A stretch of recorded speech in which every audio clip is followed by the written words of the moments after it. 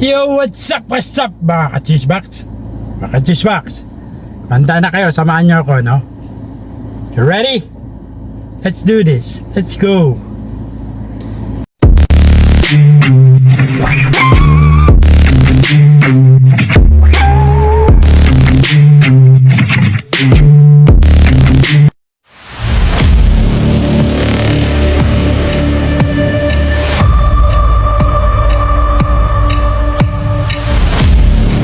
Ayan mga ka-chisebox, no? Let's all watch this.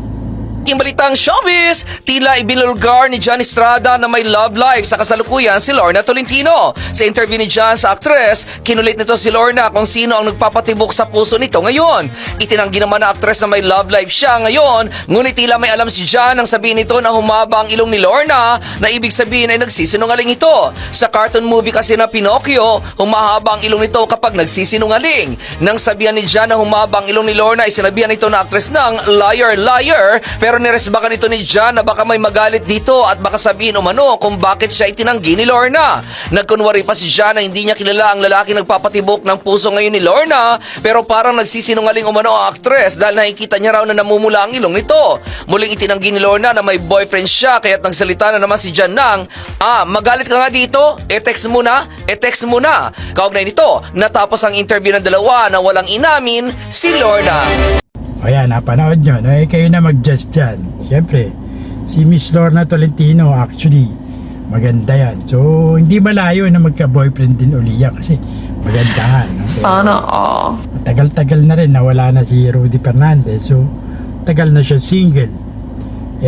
Kung may, kagaya ng sinabi ko, may magpapaligaya sa'yo ng puso, why not? Go! Go lang yan tayo dyan. Wala tayong pakialam sa kanilang personal na buhay dahil tayo ay may sariling buhay. Tama? Diba? No? Hindi mo mapipigilan ang pag-ibig. Love is in the air. Nice. So therefore, love comes, love moves. No? People will come, people will go. Yan lang, come and go lang tayo sa ating mga buhay. May mga nag-stay na matagal, may nag-stay na panandalian, may nag-stay na panghabang buhay. Although wala naman forever, no? But loves, we all lives because of love, no? Gumigising tayo dahil sa pagmamahal, sa pag-ibig. Sarap kaya umibig, no? Diba, Miss Lorna Tolentino? Anyway, no, folks? Hanggang dyan lang, no? Yan lang yung mga bigay nating impormasyon sa mga mosang. So yun lang. Okay? So yun lang mga ka-chisebox, no? Mga marites dyan, no? Kaya sa muli, ito po Cesar Castillo Jr. nagsabing, tirahin mo na yan. Patirahin pa na iba. Until next time, chisebox. Peace out.